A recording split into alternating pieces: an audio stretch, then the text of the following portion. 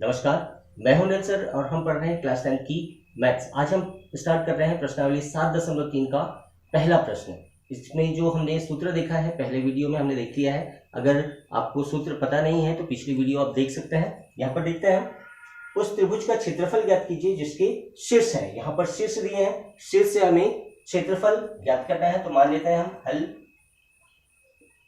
त्रिभुज A B C का क्षेत्रफल क्या होगा, सूत्र हमने देख लिया है। तो यहाँ पर सीधे स्टार्ट करते हैं हम। 1/2 बड़ा ब्रैकेट लगाएंगे। सबसे पहले x1 हमको लिखना है, यहाँ आ जाएगा 2 और यहाँ 0 ऋण 4। तो यहाँ पर ऋण है तो ऋण ऋण हो जाएगा धन। फिर से धन लगाएंगे, x2 लिखेंगे। x2 हमारे पास ऋण 1 दिया है और फिर ऋण 4 और ऋण 4 ऋण 3 यह आ जाएगा और फिर 2 लिखेंगे। 2 यहाँ प्लस में है और फिर से देखेंगे हम 3 ऋण 0, ये हो गया 1/2। यहाँ पर 2 चौक 8 हो जाएगा। ऋण 1 यहाँ दिया है, इसको हम फिर से सॉल्व करते हैं। ऋण 7 हो जाएगा ये, और यहाँ पर 2 तिया 6 हो जाएगा। 3 में 0 गया, 3 बचेगा। 1/2, 8 1 का 8, ये हो जाएगा ऋण 8। और यहाँ पर ऋण 7, 8 1 का 8, यहाँ पर ऋण 7 और ऋण 1 का गुणा होगा, ये होगा धन 7। इसका इससे गुणा होगा, ऋण 1 ऋण 7, 7 1 का 7 और ऋण ऋण का गुणा धन, ये हो जाएगा 6। 1/2 ऋण 8 और 7 और 6 13 हो जाएगा। 13 में से 8 घटेगा, यहां बचेगा 1/2 5।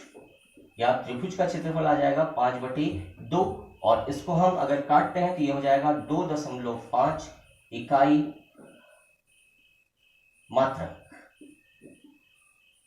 इस तरह से ये है त्रिभुज ABC का क्षेत्रफल। त्रिभुज ABC का क्षेत्रफल निकल गया है। अब हम देखते हैं दूसरा प्रश्न, जिसमें यहां पर मान लेते हैं त्रिभुज PQR। त्रिभुज PQR का क्षेत्रफल, त्रिभुज PQR का क्षेत्रफल बराबर 1/2।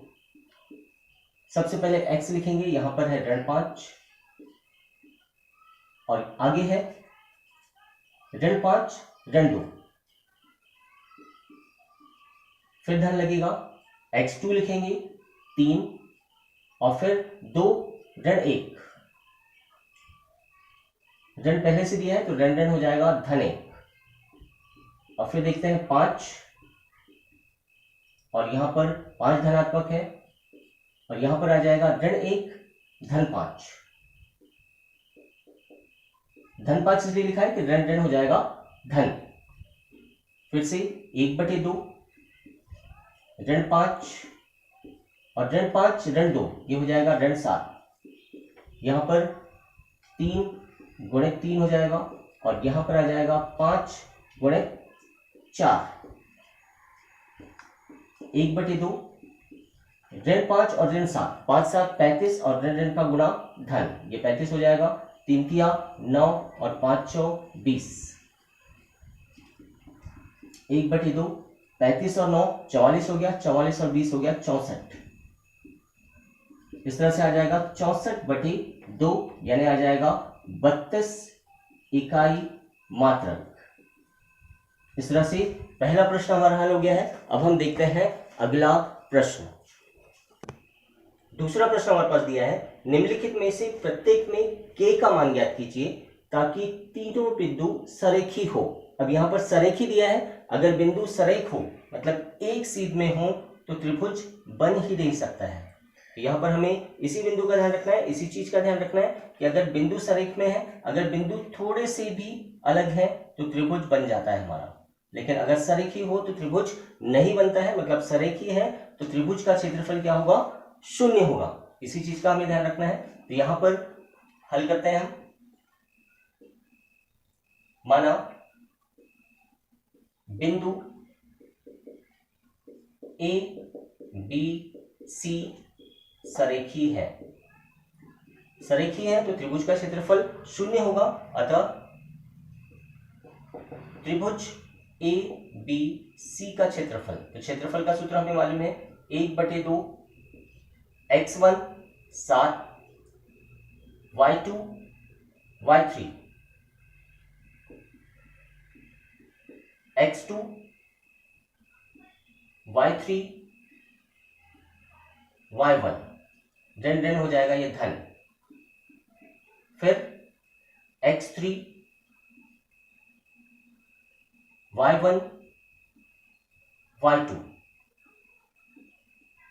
ये हो गया।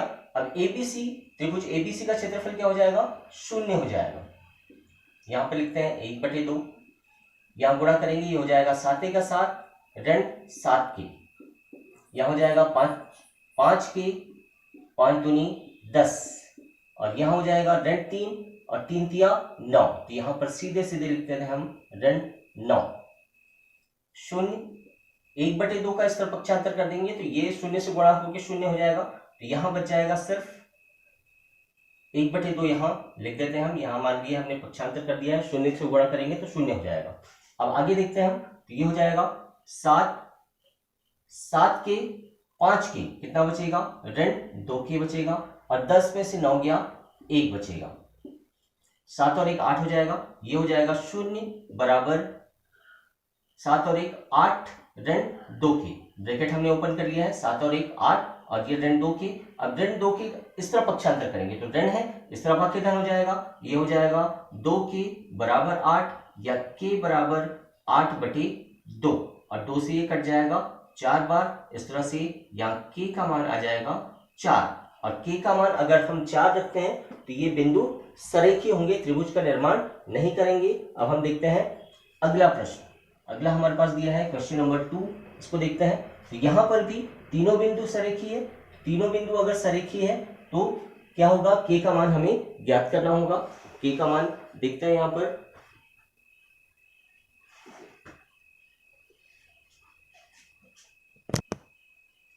हमने क्वेश्चन गलत लिख लिया है, क्वेश्चन सही कर लिया है हमने। अब फिर से हम इसे सॉल्व करते हैं। यहां पर देखते हैं त्रिभुज पी क्यू आर का क्षेत्रफल, पी क्यू आर का क्षेत्रफल हमें ज्ञात करना है। फिर से वही लगाएंगे 1/2, x1 8 है, फिर y2 y3 ये हो जाएगा ऋण 4, और ऋण ऋण का गुणा हो जाएगा धन 5, फिर धन लगाएंगे हम x2 ऋण 5 ऋण 1,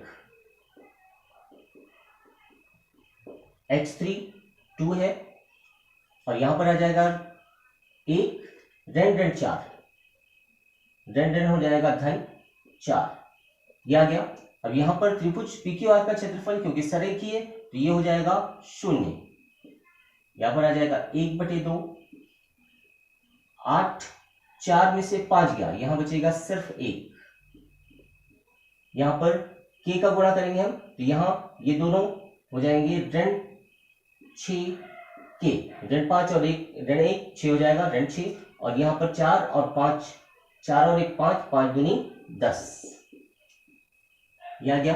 फिर से देखते हैं 1/2 8 का 8 ऋण 6 के धन 10, 1/2 यहां 0 है, 1/2 10 और 8 18 ऋण 6 के, इतना आ गया। इस 1/2 का इस तरफ पक्षांतर करते हैं, ये ऑलरेडी 0 हो जाएगा, 1/2 गुणित 1/2 है, इस तरफ आके 2/1 हो जाएगा ये, और यहां पर कितना होगा, यहां बचेगा सिर्फ 18 ऋण 6 के, ये 0 हो गया क्योंकि 2 का 2 0 0 हो जाएगा, तो यहां आ जाएगा 0 18 ऋण 6 के, इस 6 के का इस तरफ पक्षांतर करेंगे, ये हो जाएगा 6 के ऋण इस तरफ आगे धन होगा 18, या के का मान आ जाएगा 18/6, और 6 से कट जाएगा 6 तिया 18, के का मान आ जाएगा 3। इस तरह से अगर हम के का मान 3 रखते हैं तो ये दोनों बिंदु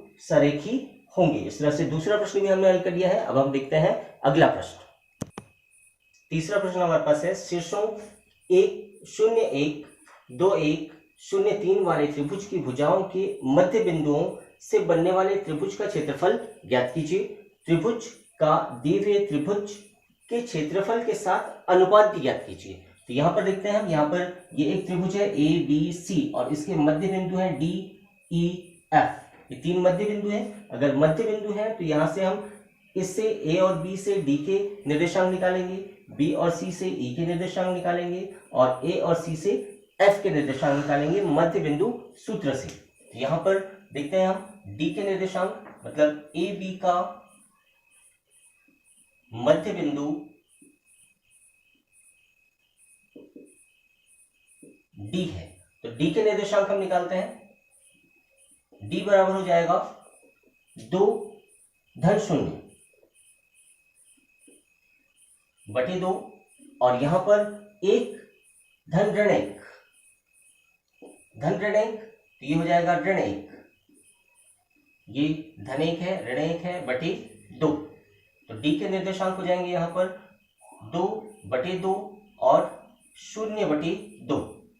डी के निर्देशांक हमारे पास आ गए हैं 2 1 2, मतलब हो जाएगा 1 और 0, ये निर्देशांक आ गए हैं।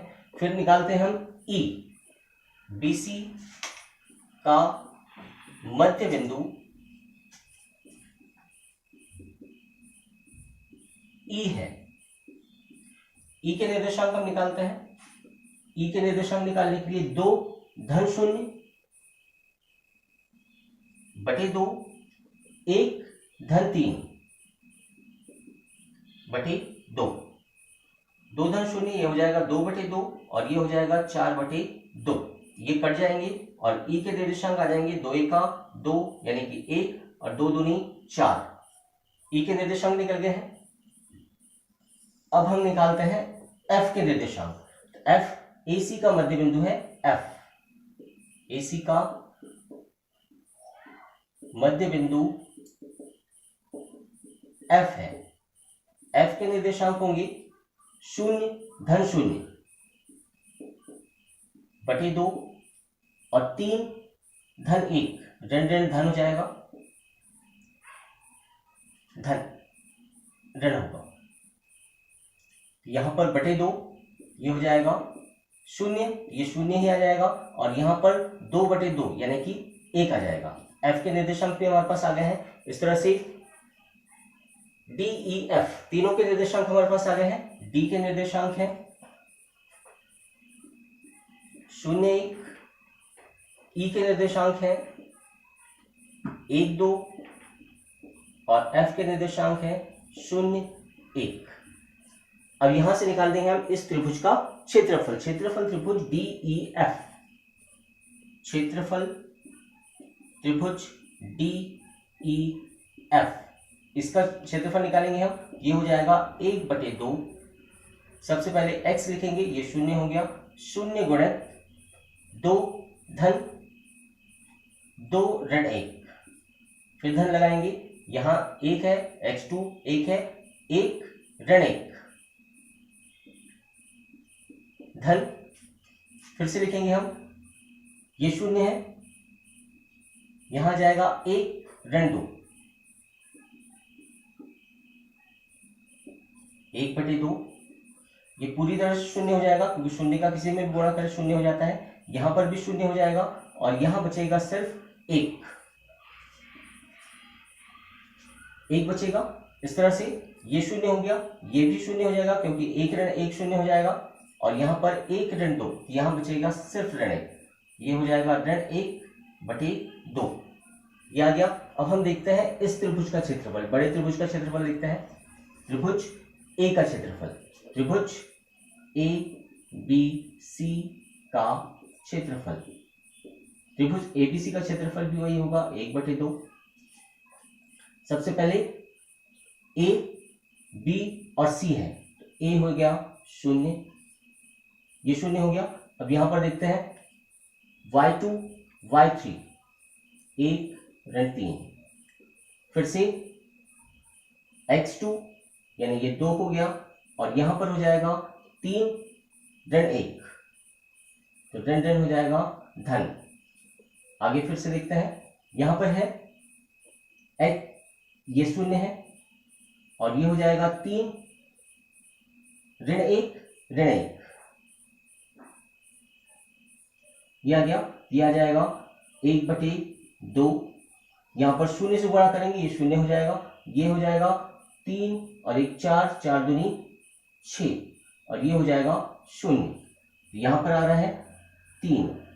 इस तरह से अब दोनों का अनुपात हमको ज्ञात करना है। बड़े त्रिभुज का क्षेत्रफल आ रहा है 3 इकाई मात्रक और इसका आ रहा है हमारे पास ऋण 1/2, ऋण 1/2 मात्रक। ऋण 1/2 किसी का भी मात्रक नहीं हो सकता क्योंकि ये क्षेत्रफल है, तो इसमें हम ऋणात्मक नहीं ले सकते हैं, तो ये हो जाएगा 1/2 मात्रक, 1/2 मात्रक आ जाएगा। इस तरह से ये 3 है और ये 1/2 है, तो दोनों का अनुपात अगर हम लेते हैं तो कितना आ जाएगा, 3:1/2 या 6:1। ये दोनों त्रिभुजों का क्षेत्रफल का अनुपात होगा। इस तरह से हमारा तीसरा प्रश्न भी हल हो गया है। अगर वीडियो पसंद आया है तो प्लीज शेयर करें, लाइक करें, सब्सक्राइब करें। धन्यवाद।